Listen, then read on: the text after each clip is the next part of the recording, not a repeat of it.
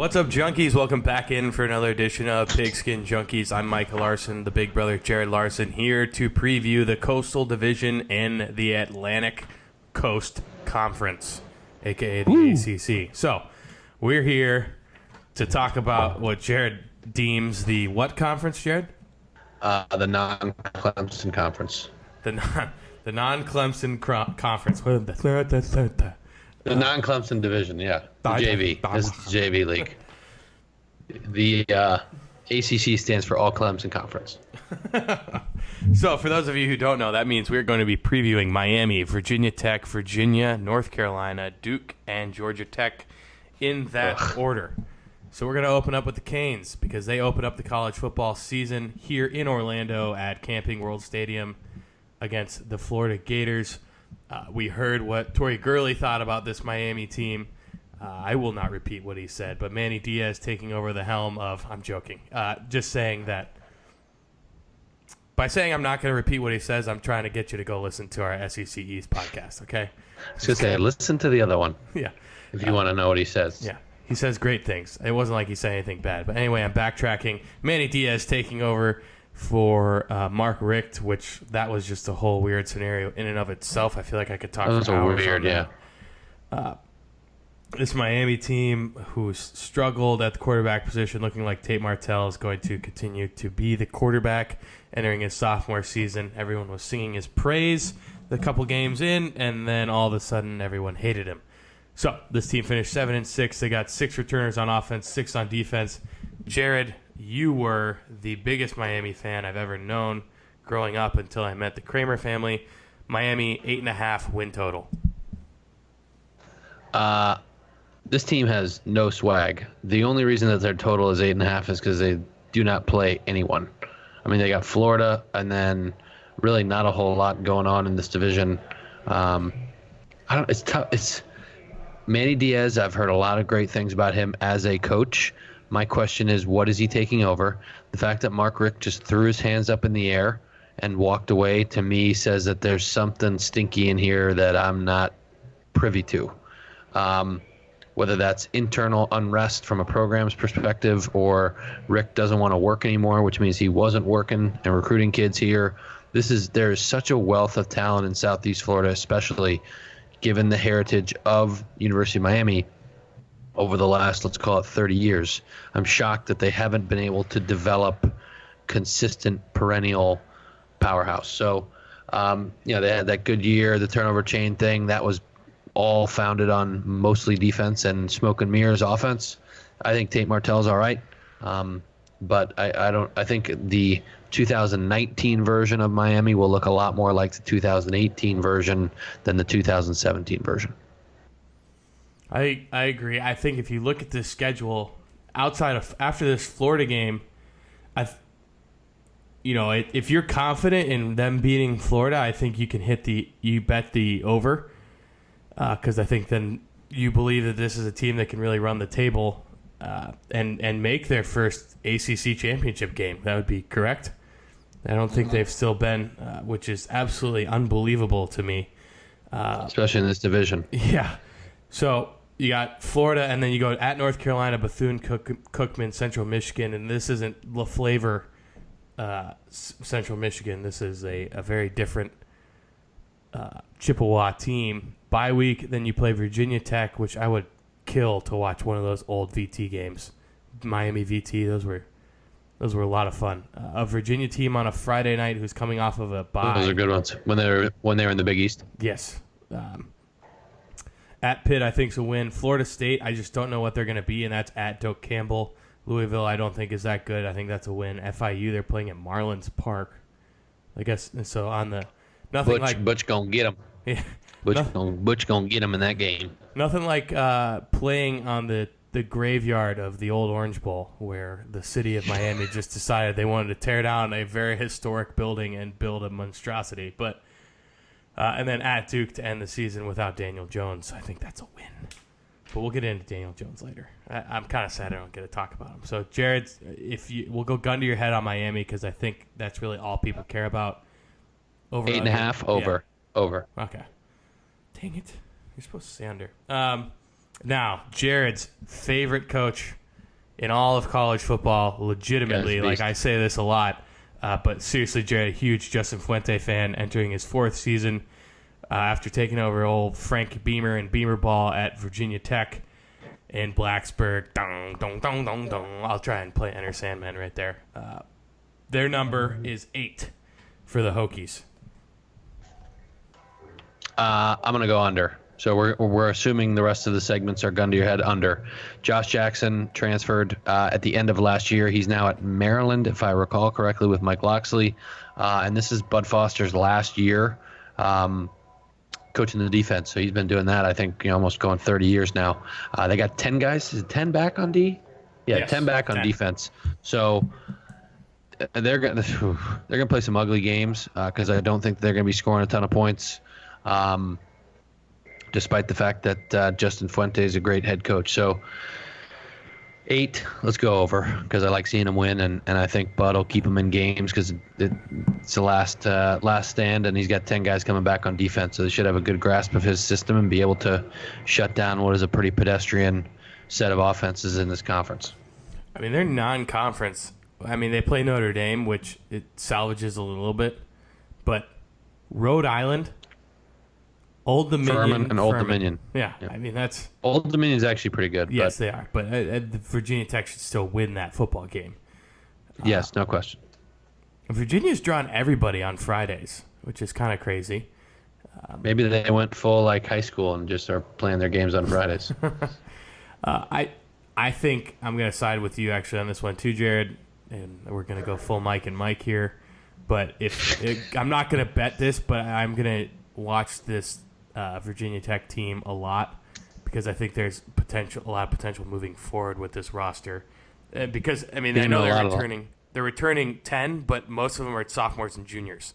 So this is a team that next year I think everyone should have circled in red Sharpie as they continue to develop under Fuente's reign. But yeah, so gun to my head, I'm not playing it, but that's what I would do. The team and the school that I don't want to talk about because I'm still bitter from the Final Four game, the Virginia Cavaliers, 8-5 season last year. Bronco Mendenhall, guy's a beast. Yeah, 4th year with the Cavaliers. I always loved watching Virginia growing up because I wanted to play tight end, and then I didn't grow to be 6'6", so it didn't matter anymore. So I went from playing tight end to fullback. But Virginia always pumped out tight ends, which I thought was really, they were really fun to watch. But Virginia's number 7.5, Jared. Can you find Old Dominion drawing everybody in the AC? It's hanging out in the state of Virginia. Yeah, it's just hanging out in Virginia.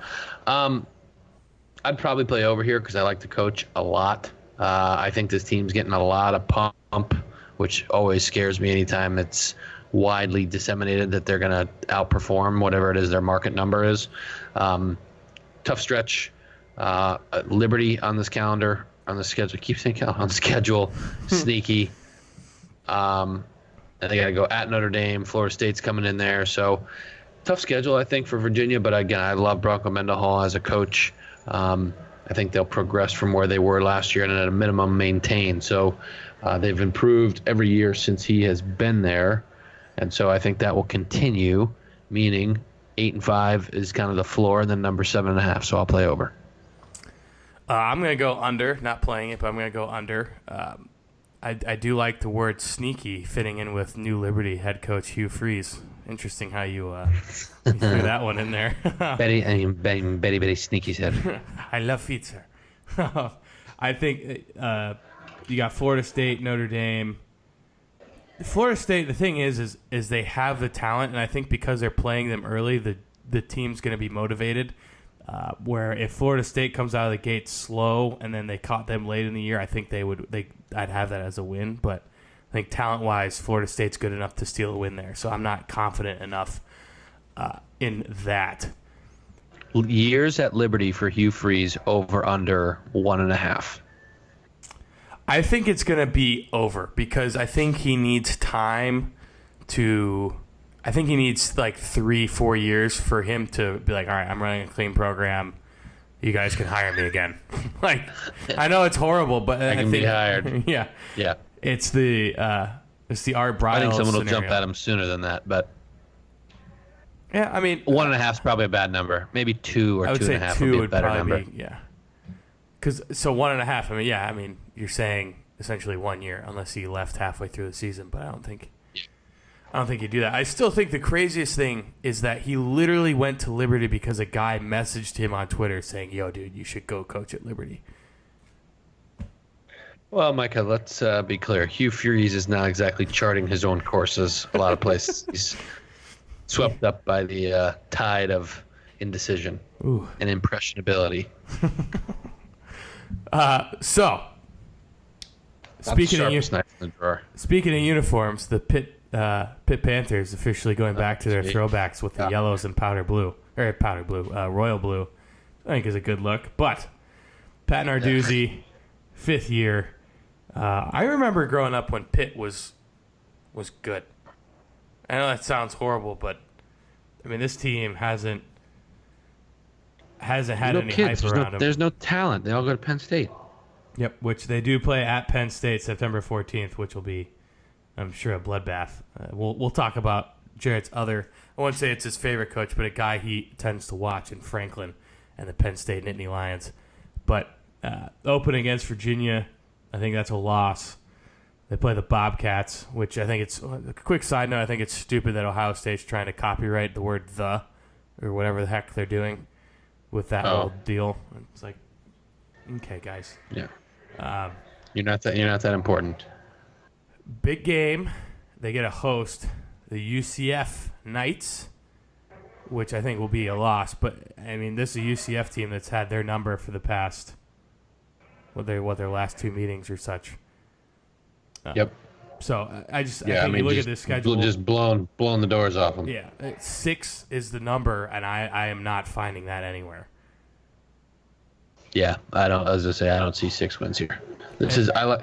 I think that Narduzzi's a really good coach. I think he got trapped, took a job. The town fits him very well, like tough guy, defense, Heinz running.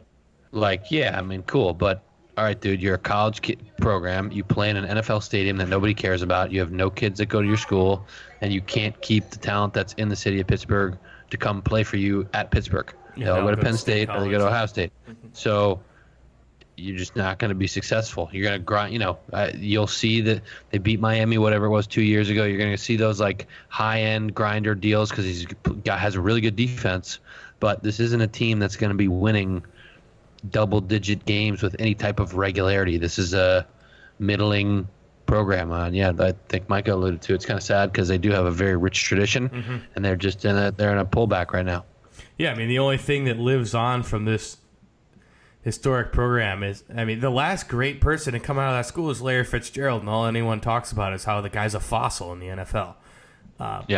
And you see all these posters around the field of these great Pitt players, and what kept this team alive for a while was when you had thinking Mark May and Lou Holtz going back and forth about Lou Holtz, Pittsburgh and Notre Dame, which that they don't even play that much. Like, they don't play anymore. And those were some very historic games back in the day.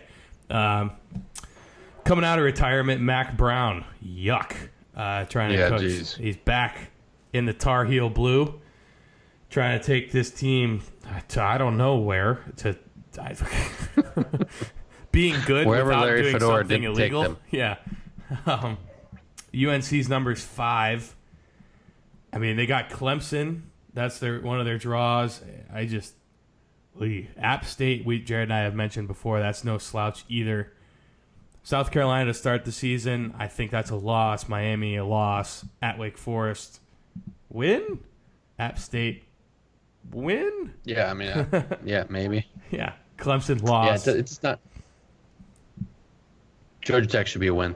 It does not look good here for the Carolina Tar Heels. I mean, how old is Mac Brown? He's got to be seriously 70 plus. 98. So, yeah, I mean, like, the question is, all right, do you really want to start this back up again? Or is it just like you wanted to prove to yourself that someone still wanted you? I kind of struggle with that. Like, what is he really there to do?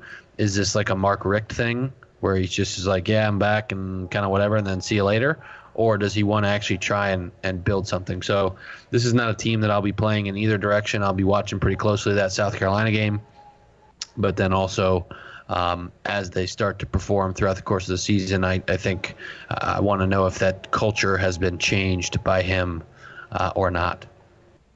Yeah, it'll be. I feel, and I liked that reference of hey, I know boosters are upset with us. We haven't really been selling tickets, so we're gonna bank on nostalgia, which marketing people today are realizing is one hell of a drug because everyone's hitting everybody with it. You go on any sort of, Netflix has come out with 3 TV shows that are just continuation of shows that were out when I was in like elementary school. Remakes. Yeah. And they're rerunning Fuller House, for crying out loud. I mean, it's not a great show, but I watch it because I loved Full House as a kid. They got Girl Meets World, where Corey and Topanga have a daughter. I mean, nostalgia is everywhere. So I think the plan was, hey, we're going to hire this guy who is here. Everyone knows him. And then, 3-4 years goes by, and then he wants to retire because he's 67. So he'll want to retire and ride off in the sunset. 67. And then you bring in some guy, and maybe you pull a Bobby Bowden, Jimbo Fisher scenario, which I don't think you're going to get a Jimbo Fisher type coach to North Carolina. Not to North Carolina, but someone who's he can be there and be groomed underneath Mac Brown, and try and get that program headed in the right direction. So we'll see. But I don't see 5 wins for that team, and sadly, I don't see 5.5 wins either for David Cutcliffe's Duke Blue Devils. I know Jared always hated on me for liking this team. Quentin Harris, I think, is a little bit more of a mobile factor than what Daniel Jones was, but Daniel Jones could move, but this is a Duke team that is going to be stout and well coached. But August 31st, you just better hope you come out alive. Yeah. Without any injuries as they take on Alabama. Gonna get the train run on them. They're getting 35 points. Insane. Like, they're not that bad. I like David Cutcliffe a lot. I would almost – so because it's gun to my head, I'll take the over just predicated on that alone. Duke is a school that, a la Vanderbilt, a la Stanford, where you're recruiting just more than football players. You're obviously recruiting pretty intelligent individuals. So – that allows, or I should say that, in my opinion, allows the coach to get things installed more quickly, improve the players more quickly. So I'm not as worried about them not having a ton of returning starters on offense. Michael talked about Daniel Jones all the time. This is his boy. But, yeah, I'd play over 5.5 because I think they find a way to get to a bowl game. Huh. Yeah, golly. I guess you got North Carolina, A&T, and Middle Tennessee. It's just where are they going to? They're just dancing right at 5 for me. Where do the other ones come from? Yeah. And you got Notre Dame on there, so we'll see what happens with this Blue Devil team. I think it's a little bit of a rebuild year for them. David Cutcliffe, as Jared alluded to, is a phenomenal coach, and we'll have these people in games, or we'll have these Blue Devils in games. It's like the Schneider ball effect, doing a lot with not a lot of talent, but he's going to have players that fit his mantra of, I think, playing, what's the saying, from 30,000 feet, where they're going to be they play at Duke, for crying out loud. The IQ is going to be pretty high. So the guys that can really interpret the game and adjust and make in game and be smart football players. So that's what I mean. I'm less concerned about the lack of returning starters depth, because I think that they've been groomed and trained better because they're at Duke. It's true. So Jared's gun to the head. Jared's over. I'm under. And then last but not least, the Ramblin' Wreck from Georgia Tech, the Yellow Jackets. Jeff Collins taking over and bringing a spread offense to Atlanta, Georgia. And I will say that was the best part of spring ball, was when they lined up in the wing tee for the first play, and all the fans were just like, wait. What? Yeah. Please, God, don't tell me that this is happening again. And then they immediately shifted into the shotgun formation. So he's coming over from Temple. Jared, I know Temple's had a good team these past few years, and it's always the last head coach that was at Temple, and then they had a head coach after Al Golden, but I just always think of him. Al Golden, then Matt Rule, then Collins. So whenever I always just think of Golden when he went to Miami, and Temple's really bred some good head coaches. Golden, just that Miami thing. Talk about a clash of cultures, but yeah, exactly. It was not a good fit. So that's why I always think of whenever I see these Temple coaches, and I all assume they just want to sit and wait for the Penn State job to open up. To open. Yeah. Then they'll go to the state college. But Tech at 5 games, opening up on Thursday night against Clemson, having to go to Death Valley. Obviously, we all think that's a loss. Intriguing, yeah. But and Jared loves this phrase, but we're going to have to do this. Georgia Tech rebuild is going all the way down to the what, Jared? To the studs. Strip it to the studs. All the way to the studs. So it'll be... This is... Yeah, under. What's the number? 5? 4. Yeah. I still think I would play the under. Interestingly, they play at Temple on the 28th, so I'm sure that'll be an emotional time for Jeff Collins. I mean, you want to run a spread offense. You have no players to run a spread offense. The probability that you have any level of success on offense is very low. This is just going to take some time. Now, the good news for Jeff Collins is a lot of talent in Atlanta. And if you can get them starting to put up some video game numbers, you have a chance that you can actually recruit kids. So over time, I think this can change the culture at Georgia Tech in terms of not only the style they play, but who they're targeting to recruit. And then ultimately that all flows through onto the depth chart. It's not going to happen this year. You got a bunch of dudes that are used to running wing T, and you're going to put them in a shotgun and chuck it all around. I mean, the receivers aren't good. The line's got to learn how to block all differently. So it could be very ugly, a la Arkansas last year in the SEC. Yeah, it's not gonna be pretty, but as an Auburn fan, I am praying that this works out great. And Jared, you said it yourself. Atlanta is a hotbed of recruits, a lot of big high schools that they can recruit from, and they're going to be competing with Georgia, and they're going to be competing with everyone, obviously, in the country to keep the kids there. But if you can play ball in your backyard and mom and dad can just drive down the road at night and come see you play football, that's pretty tempting. And also, you get a Georgia Tech education. So not a bad future recruiting trail there. I think this is going to take time, but I think if this can get some traction, I think Georgia Tech could, in this division, could definitely build a contender to at least be looking at going to the ACC championship game. Yep. Yeah, it's just not going to happen this year. No. I'll be fading early and often. Yeah. That Clemson game's not going to be pretty. No, it's not. In the slightest. No. And you got to play early. I mean, you're starting before everyone else. Not before everyone else, but you got the earlier game in the week, so you got less time. Clemson, I think, is going to be a wrecking ball, but that's going to be later. We're going to have a segment. We're going to have Brad Miller back on the show so we can talk some Clemson and talk the other division there in the ACC. And in Tangies. Lots of hashtags and Tangies is Brad's motto. So that's why we got to bring that back. But Brad out there raking it right now with the Phillies. So he's getting after it. So we're trying to work around his schedule. So is your boy. Adam Hazley, yep. And so it'll be fun. Benny D. Benny D also, batting around 400. Pretty crazy. Ducks going natty. Atlantic Division coming up next. Next time we get together and do a podcast. So, Junkies, thank you so much for listening. We hope you've enjoyed all of the content. I know we kind of gave it to you guys rapid fire over here these past 3 days. But we're excited for you guys to listen and want to hear your feedback. Make sure to tweet us at pigskin_junkies. Rate, review, subscribe. Be very, very much appreciated. Also, you can tweet us at our personal stuff. It's in our account handle. So if you want to just if you're still listening this far into the show and you haven't reviewed, or subscribed at this point, you're a mush. It's true.